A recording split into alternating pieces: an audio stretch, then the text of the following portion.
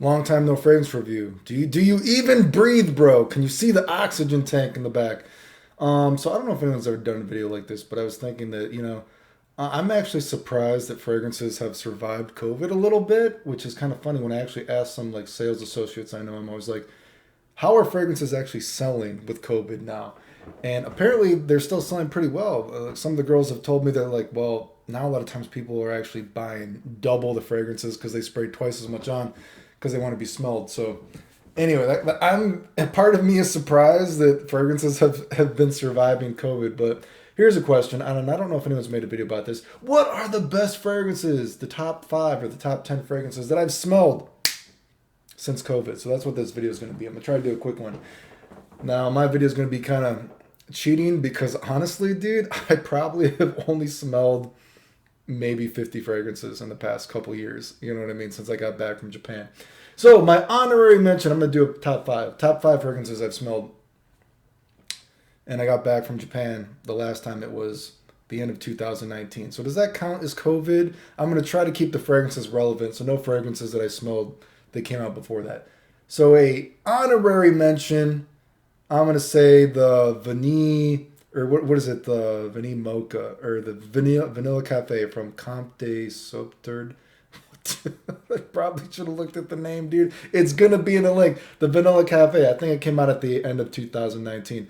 What does this one smell like? To me, it smells a lot like a chocolate marshmallow. If you've ever had a chocolate marshmallow, I don't know if they still have chocolate marshmallows in America. I'm sure they do somewhere, but it reminds me of even the chocolate marshmallows that I ate while I was in Japan just to try.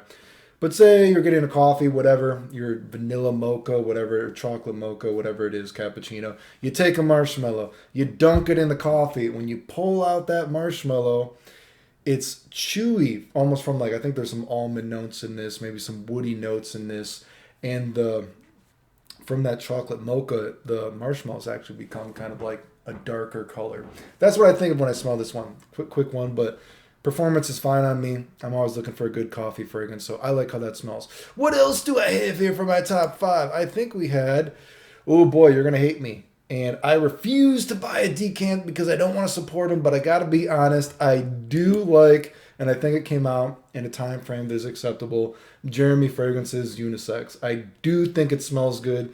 I am almost tempted to buy a small decant of it, but again, I don't want to support the guy because he's complete bullshit and he's been caught making fake videos and all that kind of stuff, and it pisses me off because morally I think that's wrong. But I gotta admit, I do think unisex smells good. The price is crazy in a way, but I mean it does perform very well. It's a good smell. What would I describe it as? I mean, it smells, there's a little bit of a funk in the beginning. I get like, it supposedly only has 3 notes. I would assume there's probably more, but it is very sweet. I can see how some people might think it's generic, but it's up my alley. Again, only the beginning, and when you smell it up very, very up close, does it have a bit of kind of a powdery almost funk to it. It's almost like they were like doing something like a one of these bubble gum kind of scents or something like that, but they added almost like a Dior Homme Iris funk or some kind of powdery funk to it, when you're very up close. I don't know exactly how I would describe it, but I do think it smells good. I have substained myself or abstained myself, whatever that English word is, from buying it because I don't want to support the guy, but I gotta admit, I do think it smells good. So Jeremy Fragrance Unisex. What else do we have here? We have, you know what? Another YouTuber, dude, Gentscents Cafe Cognac. I gotta say, dude, I think it smells good. What do I think it smells like? I think it smells like, again, I do think it smells a lot like Black Phantom. Something like Black Phantom from By Killian mixed with Montserrat's Oud Cafe without the celery note, mixed with Bond Number Nine's New York I Love for All, right? I Love for All. I think both New Harlem and I Love New York for All are both canceled, which is too bad. But yeah, kind of a mix mash of those scents. I imagine some kind of like you go into a barista or some kind of coffee shop, whatever it is, and the coffee, all the little roasted coffee grains, whatever, they're all pastel colors: orange, purple, light blue, pink. You know what I mean? Those kind of colors, and they make your coffee drink for you, and it's in sandalwood, whatever. I don't get a lot of. It's supposed to have some like cognac, I think, in it as well, or some kind of like alcohol. No, I don't get a lot of that. Maybe just a little bit, but again, you got all those kind of coffee grounds, beans, whatever, and kind of like a wooden little like basket thing like that, and they are pastel colors. And the mix that you get is a mix of Black Phantom plus, again, I Love New York for All and Montserrat's Oud Cafe without the celery. I think it smells good. Another YouTuber dude. What? Go figure. I like it. Another one we have here. It's gonna be Giorgio Armani's Stronger with You. Absolutely. I don't get a lot of chestnut from the other ones. I know some people say they get a lot of a chestnut smell from the other ones. I get very little chestnut from the other ones, but this one I get a extreme amount of that chestnut kind of smell that you get in By the Fireplace, that kind of smell. So it does remind me kind of like of By the Fireplace, but there's also a green kind of outdoorsy note in this, and it adds to like the novelty, since that already I'm reminded of By the Fireplace, which is already somewhat kind of novelty, I guess, from a certain perspective. But it reminds me of that, and it has kind of this outdoorsy kick with that green note, and it almost kind of gives me an outdoor novelty kind of vibe that I get from something like what is that? Kerosene's Blackmail, almost something like that. Just the vibe, the kind of smell that like a vibe. So there's a vibe and there's a novelty to it, this scent, that I appreciate, and it's got that big chestnut thing. Kind of reminds me of By the Fireplace again. Good smell. I like it. So Giorgio Armani is Stronger with You. Absolutely, dude. And was that? I think that was 4. And the final one. What am I going to say? I am going to say it was the Les Indemodables. You know what? Let me look at the name, dude. Let me look up the name.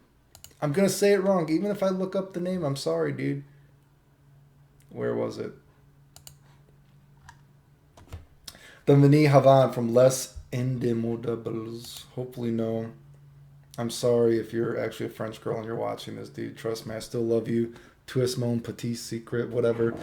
Me flirting in French with the the 2% female viewership, audienceship, dude. Vanille Havane, I gotta be honest, dude. This is actually a deceptively interesting scent.